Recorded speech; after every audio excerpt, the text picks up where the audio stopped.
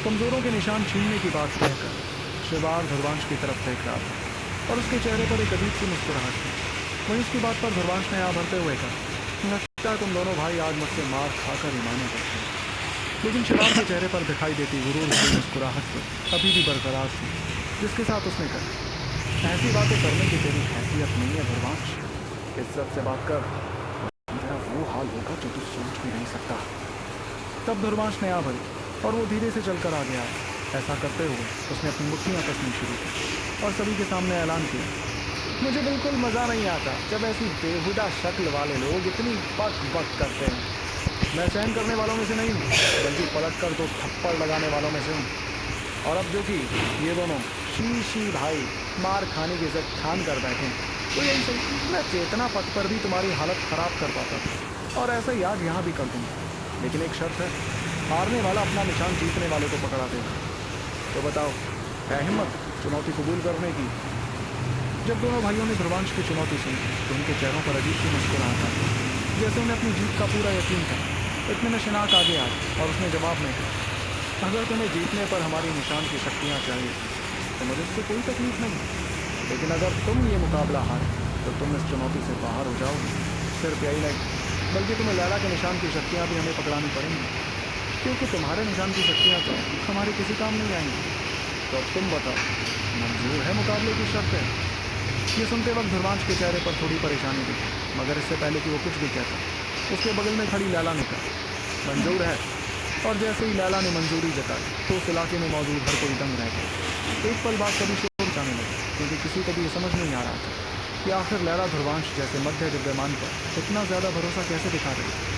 अगर वो खुद मुकाबला करते तो लोगों को फिर भी इतनी हैरानी नहीं होती, और ध्रुवांश का सामना जिससे होने वाला था वो परमवीर बनने से महज 1 कदम की दूरी पर था। ऐसे में ध्रुवांश का जीतना बहुत ज़्यादा मुश्किल था।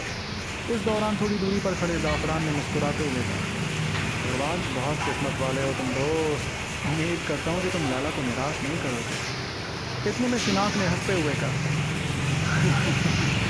अब जो कि लैला का इतना यकीन है ध्रुवांश पर, तो चलो शुरू करते हैं ये मुकाबला। इस दौरान ध्रुवांश की आंखों में अजीब सी बेरहमी नजर आने लगी, जिसके साथ वो आ गया और उसने अपनी मुट्ठी कसनी शुरू की। ये देखकर शिनाक हड़बड़ाते हुए उसकी तरफ बढ़ने लगा और अपनी खतरनाक चेतना शक्तियों से उसने ध्रुवांश पर हमला करते हुए कहा, चेतना पथ पर मुझे जिस हार का सामना करना पड़ा था, उससे बुरी हार का स्वाद आज मैं तुझे चखा कर रहूँगा ध्रुवांश। शिनाक की आंखों में खूंखार इरादा झलक रहा था और उसने बेझिझक ध्रुवांश पर मुक्का जड़ दिया। उसके इस मुक्के में बेनतहा चेतना शक्तियाँ थीं। तभी ध्रुवांश परछाई में बदलकर वहाँ से गायब हो गया। शिनाक का हमला उसकी परछाई से टकरा कर नाकाम हुआ और तभी ध्रुवांश उसके ठीक बगल में आ गया। उसकी 2 उंगलियाँ सुनहरी रोशनी से चमक रही थी और वो किसी नुकीले भाले से भी ज़्यादा पैनी लग रही थी। फिर ध्रुवांश ने अपनी उंगलियों से सीधे शिनाक की गर्दन पर हमला कर दिया। इस अचानक हुए हमले के बाद भी शिनाक के चेहरे पर परेशानी नहीं दिखी, बल्कि वो तो मुस्कुराते हुए कहने लगा, तू मुझे इतनी कम ताकत के साथ जख्मी करना चाहता है, चल भाग यहाँ से।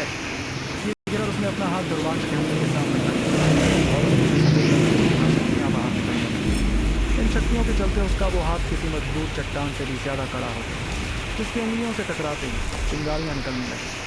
लेकिन थोड़ी कपकपी के अलावा शिनाक के हाथ को कुछ भी नहीं हुआ, जबकि ध्रुवांश का वो ताकतवर हमला पूरी तरह से रोक दिया गया। ये देखकर शिनाक ने अपने दूसरे हाथ को मुट्ठी में बदलकर एक जोरदार मुक्का ध्रुवांश को जड़ दिया। इस दौरान सफ़ेद शक्तियाँ उसकी मुट्ठी में भी इकट्ठा हो गई, जिससे वो भी एक बेहद मजबूत चट्टान में बदल गई। उस ताकतवर हमले के जवाब में ध्रुवांश हड़बड़ाकर पीछे हो गया और अपने हाथों की सील बदलते हुए उसने तुरंत एक चेतना जाल तैयार कर दिया। इस चेतना जाल से सुनहरी रोशनी बाहर निकल रही थी और जब आसपास के लोगों ने उस चेतना जाल को देखा तो वो हैरानी के साथ कहने लगे, चेतना जाल? लेकिन इसने इतनी जल्दी इतना ताकतवर चेतना जाल कैसे तैयार किया? दूसरी तरफ चेतना जाल तैयार करते ही ध्रुवांश ने उससे एक सुनहरा चक्र बाहर निकाला, जो तेजी से आगे बढ़ते हुए शिनाक की तरफ जाने लगा। तब शिनाक ने दोबारा अपने दोनों हाथों को सफ़ेद रंग से भरते हुए कहा, अच्छा तो अब तू चेतना जाल इस्तेमाल करने लगा। चलो, पिछले कुछ सालों में तूने कुछ तो सीखा, लेकिन मेरे सामने इतना कमज़ोर चेतना जाल इस्तेमाल करने का कोई फ़ायदा नहीं होने वाला है। शिनाक ने उस हमले से बचने की कोशिश तक नहीं की, बल्कि उसने अपने दोनों चट्टान वाले हाथों को सामने कर दिया। उसके दोनों हाथों के मिलने पर उसमें से पथरीली शक्तियाँ बाहर निकली, जो एक बहुत मोटे और बड़े पथरीले अजगर में बदल गई। वो अजगर तेज़ी से आगे बढ़ रहा था और सीधे उस सुनहरे चक्र से जाकर टकरा गया। दोनों की टक्कर होते ही सुनहरा चक्र एक झटके में तबाह हो गया, जिससे साफ हो गया था कि शिनाक की ताकत कितनी ज़्यादा थी। ध्रुवांश के उस हमले को एक बार में नाकाम कर शिनाक ने हंसते हुए कहा, चेतना पथ का जल्लाद इतना कमजोर हो गया, कहाँ गई तेरी वो ताकत जिससे तू चेतना पथ पर हंगामा मचाया करता था। ध्रुवांश राजवंशी, अब तो हम लोगों से बहुत नीचे हो गया है, और कभी पाँव की धूल तूफानी हवा का कुछ नहीं बिगाड़ पाती। ऐसा कहते हुए वो तेजी से ध्रुवांश की तरफ बढ़ने लगे, क्योंकि वो उसे हमला करने का मौका ही नहीं देना चाहता था। फिर पास आते ही शिनाक ने चिल्लाते हुए कहा, अब देख मैं कैसे तुझे एक ही हमले में हराता हूँ, चल भाग यहाँ से। इस दौरान शिनाक के चेहरे पर खूंखार मुस्कुराहट दिख रही और उसने दोबारा सफ़ेद शक्तियाँ इकट्ठा करते हुए ध्रुवांश पर एक जोरदार हमला कर दिया। ध्रुवांश भी उस बेहद ताकतवर हमले को अपनी तरफ आते हुए देखता है, जिसके बाद उसने भी अपने हाथों से 3 काले रंग के निशान बाहर निकाले। वो निशान एक साथ मिलकर आगे बढ़ते और शिनाक की शक्तियों से जाकर टकरा गए। उस टक्कर पर शक्तियों की खतरनाक लहरें निकलकर आसपास फैलने लगी और तब शिनाक का हमला कमज़ोर पड़ता दिखाई दिया। लेकिन इससे पहले कि उसका वो हमला गायब होता, शिनाक ने हंसते हुए एक और हमला कर दिया, जिसकी शक्तियों से 3 मृत्यु द्वार निशान तबाह हो गए। जब उसने 3 निशान एक ही हमले में तबाह किए तो शिनाक दोबारा ध्रुवांश का मजाक बनाने वाला था, लेकिन तभी उसे देखा कि ध्रुवांश के चेहरे पर एक अजीब सी मुस्कुराहट दिख रही थी। इसे देखते ही शिनाक की हंसी गायब हो गई। उसने देखा कि असल में ध्रुवांश की एक मुट्ठी अभी भी बंद थी, जिसके खुलते ही उसमें से काली रोशनी निकलकर शिनाक के हमले से जाकर टकरा गई। इस चौथे मृत्यु द्वार निशान में बेहद खतरनाक शक्तियाँ थीं, जो असल में 3 पहले के निशानों से ज़्यादा ताकतवर थी। इस एहसास के चलते शिनाक के चेहरे का रंग बदलने लगा और उसने देखा कि इस चौथे मृत्यु द्वार निशान से उसकी शक्तियों का हमला एक झटके में ही तबाह हो गया। सिर्फ यही नहीं, बल्कि उस काले निशान की बची कुछ शक्तियाँ तेज़ी से आगे बढ़ते हुए शिनाक की तरफ जाने लगी। ध्रुवांश के इस हमले से आसपास खलबली मच गई। तभी शिनाक ने हड़बड़ाकर अपने हाथों को चट्टान में बदल दिया और उसकी मदद से एक ढाल तैयार की। उसके हाथों की वजह से वो चट्टान की ढाल तैयार हुई और तब काला निशान जाकर उससे टकराया। शिनाक के हाथों को जोरदार झटका लगा और तब ध्रुवांश ने ऐलान करते हुए कहा, चल भाग यहाँ से। उसके ऐसा कहते एक जोरदार धमाका हुआ और शिनाक का शरीर उड़ते हुए बहुत पीछे चला गया। भले ही वो अपने पैरों पर खड़ा था, लेकिन उसके चेहरे की रंगत पूरी तरह बदल गई। इस हमले के बाद अचानक हंगामा मचने लगा, क्योंकि किसी ने भी उम्मीद नहीं की थी कि ध्रुवांश शिनाक की ऐसी हालत कर देगा। जिस वक्त शिनाक अपने पीछे होने पर यकीन ही नहीं कर पा रहा था, उतने में ध्रुवांश ने उसकी तरफ देख कर कहा, मैंने तुझसे चेतना पथ पर ही कहा था कि तुझे अपने जज्बातों को काबू करना आना चाहिए। जो इंसान अपने जज्बातों में हमेशा बहता रहे वो क्या ताकतवर बनेगा। अब जो कि तू बह गया, तो चल तुझे दोबारा सबक सिखाया जाए, क्योंकि पिछली बार की सीख तो तूने बिल्कुल नहीं ली। तुझे क्या लगता है कि सिर्फ तेरे सामने आ जाने से तो मुझ पर कदम रखकर आगे बढ़ जाएगा? कभी नहीं। शिनाक ध्रुवांश की तरफ देखता जा रहा था। उसकी आंखों में गुस्से और बदले की आग झलक रही थी। उसके बाद वो आगे आया और उसने ध्रुवांश से कहा, जज्बातों में बहना, अब मैं तुझे कहता हूँ कि जज्बातों में बह जाना कैसे कहते हैं। ये कहते ही उसने अपना पैर जोर से जमीन पर पकड़ा और उसके शरीर से सारी चेतना शक्तियाँ बाहर निकलने लगी। उसके ठीक सामने सफ़ेद रंग की पथरीली शक्तियों में एक विशाल काय अजगर तैयार कर दिया, जो चट्टानों से बना था। उस अजगर के सिर पर एक पथरीला सींग भी था, जिसकी शक्तियाँ बहुत ज़्यादा थीं।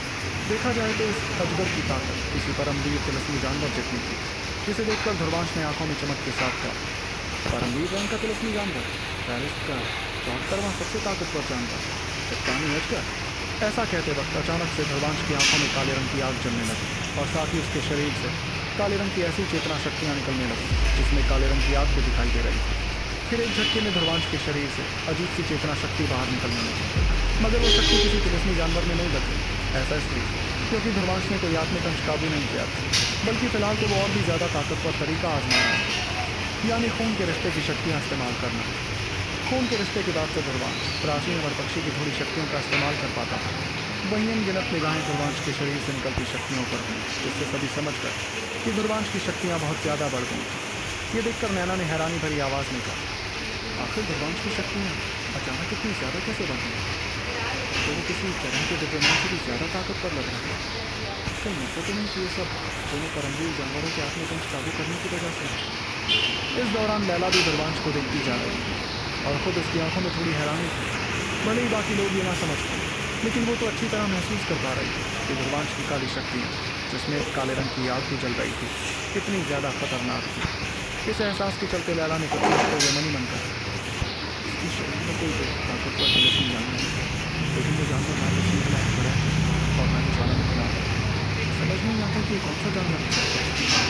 कुछ समझ न पाने के बावजूद लैला के चेहरे पर हल्की मुस्कुराहट बनी है, जबकि दूर खड़े शिनाक ने ध्रुवांश की शक्तियों में आया इजाफा देख कर कहा, अब मेरी समझ में आया कि तू मुकाबला करने के लिए क्यों राजी हुआ। मैंने अपनी असली ताकत छुपाई हुई थी, लेकिन अभी भी मेरी परमवीर जितनी शक्तियों के सामने तेरी शक्तियाँ कमज़ोर हैं हरवांश। अब मैं तुझे दिखाता हूँ कि जज्बातों में कौन बह गया। ये कहते उसने अपनी मुट्ठी कसनी शुरू की और शरीर में मौजूद शक्तियों का एक एक कतरा बाहर निकाल लिया। इस दौरान उसके मुंह से अजीबोगरीब चीखें निकल गई और साथ ही पूरी ज़मीन तक कांपने लगी। आखिर में उसकी सफ़ेद रंग की शक्तियाँ अनगिनत रोशनियों में बदल गई, जो कुछ ही पलों में ढेर सारी चट्टानें बन गई। इन चट्टानों की मजबूती और ताकत बहुत ज़्यादा थी, जिसे महसूस कर हर किसी के चेहरे पर घबराहट नजर आने लगी। फिर अपने हाथों की सील तेज़ी से बदलते हुए उसने अनगिनत चट्टानों को ध्रुवांश की तरफ देखा। वहीं ध्रुवांश ने भी उस ताकतवर हमले को अपनी तरफ आते हुए देखा, गहरी सांस ली और अपने शरीर से एक रहस्यमय मीनार को बाहर निकालना शुरू किया। उसके ऐसा करते ही काले रंग की एक बड़ी सी मीनार तैयार हो गई, जो काले रंग की आग से ढकी हुई थी। कुछ ही पलों में अनगिनत चट्टानें आकर उस बड़ी सी मीनार से टकरा गई, जिससे पूरा इलाका कांप उठा। सभी लोग घबराहट के साथ देखते जा रहे थे कि मीनार से धुआं निकलने लगा था, जिसे देखकर नैना और उसके साथियों के चेहरे भी परेशानी से भरे, बल्कि सुनैना ने तो अपनी आंखें बंद तक कर ली। अगर उस जगह पर कोई इकलौता योद्धा शांत था तो वो थी लैला। उसे पता था कि चाहे शिनाख्त का हमला कितना भी ज़्यादा ताकतवर क्यों ना हो, वो ध्रुवांश को खत्म करने के लिए काफ़ी नहीं था। आखिर में वो धुआं छटने लगा और सभी को देखा कि अनगिनत मजबूत चट्टानों के बावजूद ध्रुवांश को जरा सी भी ये देखकर शिनाख्त दंग रह गया और एक पल बाद उसने कहा, ये कैसे नहीं होगा? मेरे हमले का सामना तो कोई नहीं कर पाता। जिस वक्त उसकी आंखों में हैरानी और खौफ साफ नजर आ रहे थे, उतने में ध्रुवांश एक परछाई में बदलकर सीधे शिनाख्त के सामने आ गया। उसकी मुट्ठी में काले रंग की चेतना शक्तियाँ इकट्ठा थी, जिसके साथ उसने शिनाख्त पर जोरदार मुक्का चल दिया। इस हमले को देखकर शिनाख्त ने हड़बड़ाकर अपने पथरीले हाथ सामने किए, ताकि वो जैसे तैसे ध्रुवांश के हमले से बच सके। लेकिन ध्रुवांश ने तो उस पर मुक्कों की बरसात ही कर दी, जिससे कुछ ही पलों में शिनाख्त के चेहरे का खौफ और ज़्यादा बढ़ने लगा। ऐसा इसलिए क्योंकि ध्रुवांश के ताकतवर हमलों में शिनाख्त को एक अजीब सी गर्माहट महसूस हो रही थी। ये गर्माहट उसके पथरीले हाथों को भी बेइंतहा दर्द पहुंचा रही थी और तो वो धीरे धीरे नरम पड़ने लगे। इस एहसास के चलते शिनाख्त ने घबराते हुए कहा, जितना शक्ति है तो चीज़ बड़ी रहती नहीं, मुझे इससे जल्दी होना होगा। ये सोचते ही शिनाख्त हड़बड़ाकर पीछे हटने लगा, क्योंकि काले रंग की आग उसकी उम्मीद से ज़्यादा खतरनाक थी। अगर वो इस आग को अपने शरीर में जाने देता तो वो आग उसके शक्तियों के रास्ते तबाह कर सकती थी। फिर पीछे हटने के बाद शिनाख्त की आंखों में चमक दिखने लगी और उसने धीमी आवाज़ में खुद को कहा, मुझे मुकाबला ज़्यादा देर तक नहीं सोचना चाहिए। इस ध्रुवांश को मुझे एक हमले में खत्म करना होगा। खूंखार इरादा शिनाख्त की आंखों में दिखा और उसने अपने दांत पीसते अपने हाथों को लहराना शुरू कर दिया। सफ़ेद रंग की शक्तियों का रंग अचानक से काला पड़ने लगा और उसने काली और सफ़ेद रंग की रोशनी अपने शरीर से निकालते हुए कहा, और मेरे हमले से बचकर दिखा ध्रुवांश। इसके तुरंत बाद वो काली सफ़ेद रोशनी बाहर आते हुए एक विशाल काय चट्टानी हाथ में पकड़, जिस पर अजीबोगरीब निशान भी नजर आ रहे थे। फिर वो हमला बेहद तेज रफ्तार में ध्रुवांश से जाकर टकराने लगा। तो क्या होने वाला इस रोमांचक मुकाबले का अंजाम जानने के लिए आपको सुनना होगा सुपर योद्धा सिर्फ पॉकेट एफएम पर। इस वजह से उसने नैना की तरफ देख कर कहा, चलो आगे बढ़ते हैं, हमें जल्द से जल्द वहाँ पहुँचना होगा। उसके बाद सभी लोग अपनी पूरी रफ्तार में आगे बढ़ते रहे और तकरीबन आधे घंटे में वो उस जगह पर पहुँच गए। वहाँ पहुँचकर ध्रुवांश को देखा कि चुनौती में शामिल होने वाले तकरीबन 70% योद्धा तो उस एक जगह पर इकट्ठा थे। योद्धाओं की इतनी बड़ी तादाद देखकर सभी काफ़ी हैरान हुए। आगे बढ़ने पर वो सभी उत्तरी कायनात भवन के पास पहुँचने लगे, जो आखिरी पड़ाव होने वाला था अकादमी में जाने के लिए। जो भी योद्धा इस दरबार में पहुँचे थे वो सभी रैंक 4 या उसके ऊपर के योद्धा ही थे। लेकिन जब ध्रुवांश और अरुणा दल के योद्धा वहाँ पहुँचे तो इन योद्धाओं को देखकर बहुत से लोग हैरान हुए। दरअसल इन योद्धाओं की ताकत बहुत ज़्यादा नहीं थी, फिर भी वो यहाँ तक पहुँचने में कामयाब हुए, जो सबको हैरान कर रहा था। लेकिन ध्रुवांश और बाकियों ने लोगों की नज़रों पर कोई ध्यान नहीं दिया और सूरज ढलने तक वो आगे बढ़ते रहे। आखिर में वो एक ऐसी जगह पर पहुँचे जहाँ हर तरफ लोग ही लोग दिखाई दे रहे। तब ध्रुवांश ने अपना हाथ लहराकर सभी को आगे बढ़ने को कहा और वो खुद भी वहाँ जाने लगे। लेकिन जब वो आगे बढ़ रहे थे तब बहुत से योद्धाओं की नज़र लैला की खूबसूरती पर पड़ी, क्योंकि इरमा दल के पास ज़्यादा ताकतवर योद्धा नहीं थे। इसलिए लोग आगे आकर लैला जैसी खूबसूरत लड़की को अपना निशाना बनाने से नहीं रुके। तभी कुछ लड़के आगे आए और उन्होंने ध्रुवांश और बाकियों का रास्ता रोक दिया। उनकी अजीब सी नज़र लैला पर थी, जिसके साथ उन्होंने मुस्कुराते हुए कहा, ऐसी खूबसूरत हसीना आखिर आई कहाँ से, वो भी इतने कमज़ोर दल के साथ। तुम ऐसा क्यों नहीं करते कि हमारे साथ आ जाए, हमारी जैसी सुरक्षा शायद ही तुम्हें कोई दे पाएगा। उन्हें इस तरह बर्ताव करते देख बहुत से लोगों की नज़र उन पर हुई। इस वक्त लैला का हाथ भी उसकी तलवार पर चला गया और वो हमला करने ही वाली थी कि अचानक सामने खड़े लड़कों पर किसी ने हमला कर दिया। वो लड़के उड़ते हुए ज़मीन पर गिर गए और तभी सबसे आगे खड़े लड़के ने चिल्लाते हुए कहा, इसकी हिम्मत हुई मुझ पर हमला करने की, आज पर जंगली कुत्तों को खिला दूंगा। मगर जैसे ही उसे पता चला कि किस शख्स ने उस पर हमला किया तो उसके चेहरे का रंग बदलने लगा और उसने कहा, लीडर आपने मुझे क्यों मारा? मगर उस पर हमला करने वाले लड़के ने उसके सवाल को नज़रअंदाज कर लैला के सामने जाना ठीक समझा। फिर वो वहाँ जाकर लैला से माफ़ी मांगने लगा। माफ़ करना लैला, मेरे योद्धा बिना कुछ सोचे कुछ भी कहते थे। मैं उम्मीद करता हूँ कि तुम इन्हें माफ़ कर दो। थोड़े नासमझ हैं लेकिन मैंने समझा दूँगा। और जैसे ही लैला से बदतमीजी करने वाले लड़के को उसका नाम पता चला तो उसके चेहरे पर घबराहट दिखने लगी। वैसे तो वो चेतना पथ में हिस्सा नहीं ले पाया था, लेकिन फिर भी लैला के किस्से उस तक पहुँच गए।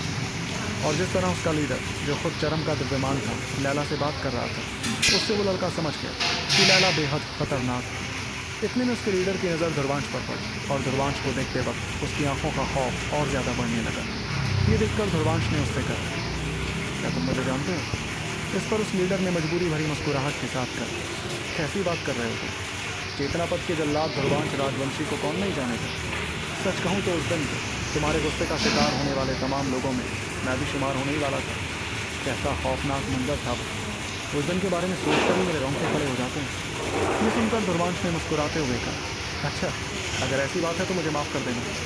उस दिन गुस्से के चलते मैं थोड़ा बेकाबू हो गया था। उसने देखा कि सामने खड़े लड़के के माथे से पसीना टपकने लगा, मगर उस लड़के ने ध्रुवांश की बात का कोई जवाब नहीं दिया। लेकिन उसकी आंखों में दिखते खौफ से ये साफ हो गया था कि वो जितना लैला से नहीं डर रहा था उससे ज़्यादा डर उसे ध्रुवांश को था। तभी ध्रुवांश और बाकी सभी ने आगे जाना जारी रखा और उनके वहाँ से जाने पर जख्मी हुए लड़के ने पूछा, लीडर ये लड़का कौन है? उसकी ताकत तो मेरी जितनी लग रही थी, फिर आप उससे इतनी इज्जत से बात क्यों कर रहे थे? इस पर उसके लीडर ने गुस्से में कहा, बेवकूफ़ अगर किसी को जानता नहीं तो सोच समझ कर कुछ कहा कर। लड़का खुद मौत है। तुझे क्या अपनी ज़िंदगी प्यारी नहीं है? तुझे प्यारी नहीं तो क्या, मुझे तो अपनी ज़िंदगी बहुत प्यारी है, इसलिए मैं तो कभी उसे उकसाने की भूल नहीं करूँगा। लेकिन ध्रुवांश तो इन बातों को बिना सुने अपने साथियों के साथ आगे बढ़ता गया, क्योंकि वो लोग बेहद ताकतवर लोगों के बीच से होते हुए आगे चलते जा रहे थे। इसलिए लोगों की आंखों में हैरानी बरकरार थी। इतने में अचानक दो लोग ताकतवर लोगों के बीच से बाहर आए और ध्रुवांश की तरफ देख रहे थे। ध्रुवांश राजवंशी, हमने कभी नहीं सोचा था कि तू यहाँ तक पहुँचेगा। उन दोनों की आवाज़ में अजीब सी बेरहमी मौजूद थी। ध्रुवांश से बदला लेना चाह रहे थे। सभी का ध्यान इस वक्त उन दोनों योद्धाओं पर था जिन्होंने ध्रुवांश से इस तरह बात की थी। वो दोनों दरअसल सगे भाई थे जिनके नाम थे शिदार और शिनाब। ये दोनों ही चेतना पथ पर ध्रुवांश के दुश्मन थे। वहीं उन दोनों की आवाज़ से आसपास होता शोर अजीब सी खामोशी में बदल गया, जिसमें हर किसी की नज़र ध्रुवांश की तरफ थी। उस जगह पर सिर्फ ताकतवर लोग इकट्ठा थे, जिनमें से बहुत से योद्धा चेतना पथ पर थे। इसलिए उन्हें अच्छी तरह पता था कि ध्रुवांश और दोनों भाइयों की दुश्मनी कैसी थी।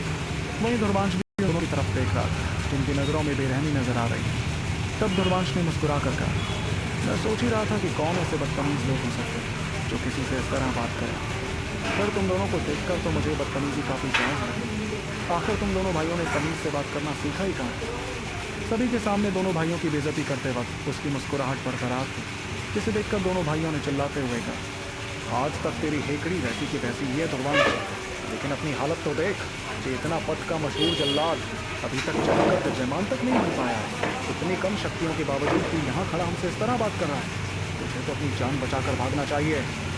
इतने में लैला एक कदम आ गया और उसने भी आवाज़ में नाराज़गी के साथ कहा, अगर तुम दोनों भाइयों को लगता है कि तुम दोनों ज़्यादा काबिल हो गए तो क्यों ना आगे आओ और मुझसे और ध्रुवांश से मुकाबला करो। दूध का दूध और पानी का पानी हो जाएगा।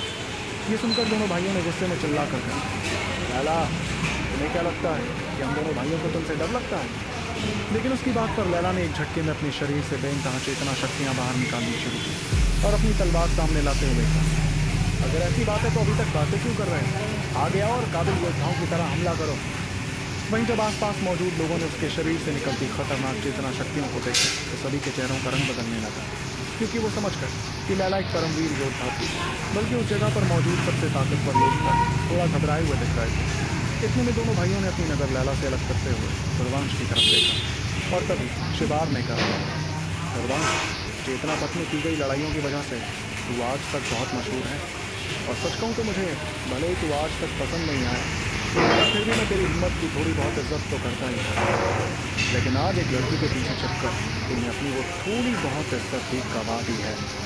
यकीन नहीं होता कि कोई मर्द इतना कमज़ोर कैसे हो सकता है। कुछ पल पहले तो काफ़ी गरूर दिखा रहा था, अब क्या हुआ? अगर हम दोनों भाई एक साथ आ जाएं तो हम लैला के हमले को भी झेल सकते हैं। तुझे क्या लगता है कि कमज़ोर योद्धाओं की फौज अपने साथ लाने से तू हमारे ताकतवर दल के खिलाफ लड़ पाएगा? उसकी बात सुनकर ध्रुवांश मुस्कुराने लगा, लेकिन उसकी इस मुस्कुराहट में एक अजीब सी बेरहमी मौजूद थी। ध्रुवांश को पता था कि ताकत के मामले में हिरमा दल के योद्धा बहुत ज़्यादा ताकतवर नहीं थे, लेकिन अगर वो अपनी पर उतर आते तो शिकार और शिनाक के दल को भारी कीमत चुकानी पड़ती। शिनाक भी गुस्से के साथ ध्रुवांश की तरफ देख रहा था, मगर इससे पहले कि दोनों तरफ के योद्धा एक दूसरे पर जंग छेड़ गए, अचानक एक हंसी उस जगह पर गूंजने लगी। अरे अरे, अगर ये मामला बातों से सुलझाया जा सकता है तो फिर हमला करने की क्या ज़रूरत है दोस्त? हम शांति बनाए रखें, इसमें सबका फायदा है। इस आवाज़ के साथ ही सभी की नज़र दो लड़कों पर पड़ी जो अचानक वहाँ आ गए थे। वो दोनों बेहद ताकतवर योद्धा ध्रुवांश के पास आकर खड़े हो गए। दरअसल ये दोनों वही थे जो लैला के साथ परमवीर रैंक के पुलिसनी जानवर का शिकार कर रहे थे। इन दोनों के नाम थे ज़ाफ़रान और हिम्मत। उन्हें वहाँ आते देख शिबार ने हल्की परेशानी में कहा, ज़ाफ़रान, हिम्मत, क्या तुम दोनों भी इस मामले में टांग अड़ाने वाले हो? इस पर हिमर ने मुस्कुराते हुए उससे कहा, देखो भाई शिबार, फिलहाल इस जगह पर जितने भी लोग इकट्ठा हुए हैं वो सभी काफ़ी ताकतवर हैं, और तो और सबका मकसद भी एक जैसा ही है, यानी उत्तरी कायनात भवन पहुँचना। लेकिन चाहे तुम लोग कितनी भी कोशिश क्यों ना करो, किसी को भी वो भवन दिखने ही नहीं वाला। ऐसा इसलिए क्योंकि हमने अच्छी तरह पूरे इलाके और इसकी गहराई की छानबीन कर ली है और हमें कोई भवन नहीं दिखा। हमारी जानकारी के हिसाब से उस उत्तरी कायनात भवन को इस जगह पर ही दिखना चाहिए, लेकिन वो अभी तक सामने नहीं आया है। हम दोनों इस बारे में बहुत सोचा और हमें समझ आया कि इसके पीछे एक ही वजह हो सकती है, और वो वजह ये है कि उत्तरी कायनात भवन को बाहर लाने की एक शर्त अब तक पूरी नहीं हुई है। ये सुनकर पास ही खड़े एक ताकतवर ऐसी शर्त। वहीं उसके सवाल पर हिमर ने एक नज़र लैला की तरफ देखी और मजबूरी में आ भरते हुए कहा, हमारा मानना है कि वो शर्त ये है कि कोई योद्धा रैंक 9 हासिल कर सके, लेकिन अफसोस कि अब तक हम लोगों में से किसी ने भी रैंक 9 हासिल नहीं किया। ये सुनते ही बहुत से लोगों के चेहरों पर परेशानी दिखने लगी। वहाँ बहुत से योद्धा रैंक 8 के थे, लेकिन रैंक 9 तक कोई नहीं पहुँच पाया। तब हिमर ने मुस्कुराते हुए अपनी बात आगे की, इसलिए मेरा सुझाव ये है कि हम सब एक साथ मिलकर सबसे पहले किसी योद्धा को रैंक 9 का बनाएं, फिर जैसे उत्तरी कायनात भवन सभी के सामने आ जाए तब इस अटपटे मसले को सुलझाया जाए कि कौन ज़्यादा ताकतवर है, शिनाक और शिबार या फिर ध्रुवांश या लैला।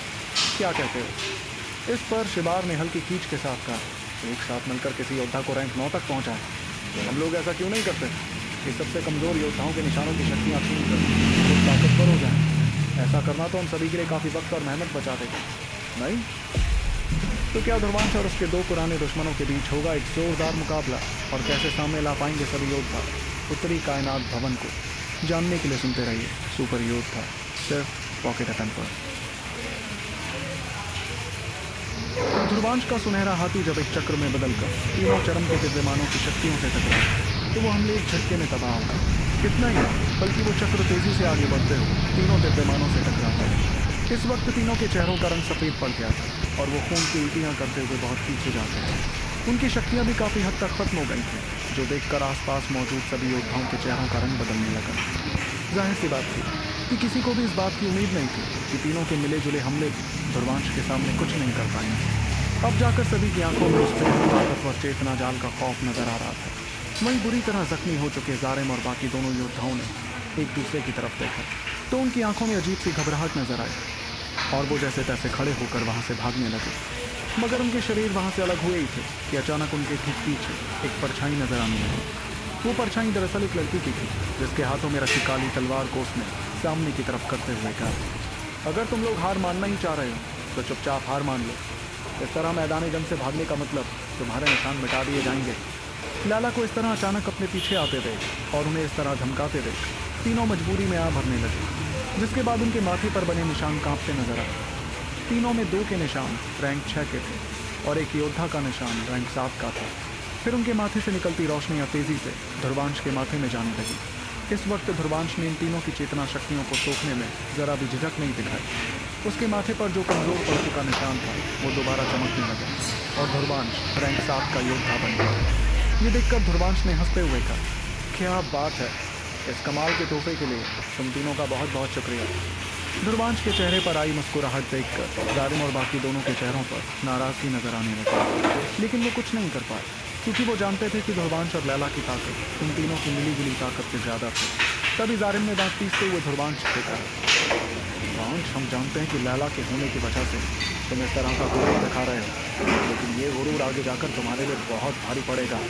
तुम्हें शायद पता नहीं है, लेकिन लैला के अलावा चेतना पथ का एक और ताकतवर योद्धा भी इस उत्तरी कायनात स्थल में है।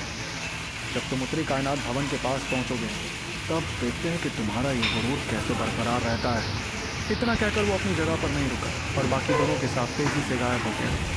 वहीं उन्हें इस तरह जाते देख ध्रुवांश ने मुस्कुराते हुए कहा, अच्छा, तो चेतना का एक और योद्धा भी यहाँ मौजूद है।